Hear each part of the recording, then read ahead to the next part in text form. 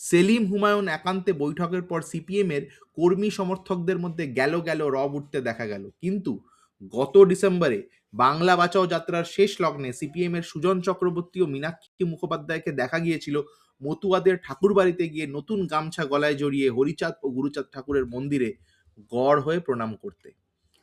CPM নেতাদের সেদিনের এই আচরণও নিশ্চিতভাবে বাম আদর্শের পরিপূরক কিন্তু ছিল না। তা সত্ত্বেও সেদিন কর্মী সমর্থকরা এর বিরুদ্ধে সরব হননি কেন, সেটাই তো অবাক কাণ্ড। ৩৪ বছরের বাম শাসনের শেষ মুখ্যমন্ত্রী বুদ্ধদেব ভট্টাচার্য টাটা ন্যানো কারখানার জন্য সিঙ্গুরের ৩ ফসলা জমি কেড়ে নিয়ে তিনি বলেছিলেন, আমি থাকতে কেউ টাটার কেশাগ্র স্পর্শ করতে পারবে না। পুরো নন্দীগ্রামকে সালিম গোষ্ঠীর হাতে তুলে দিতে চেয়ে ১৪ কৃষককে হত্যা করেছিল সেই বুদ্ধবাবুর সরকার। সেদিনও কি সিপিএম এর কর্মী সমর্থকরা বোঝেননি সিপিএম আসলে টাটা সালিমদের মতো পুঁজিপতিদের দল, মোটেও শ্রমিক কৃষকদের দল নয়?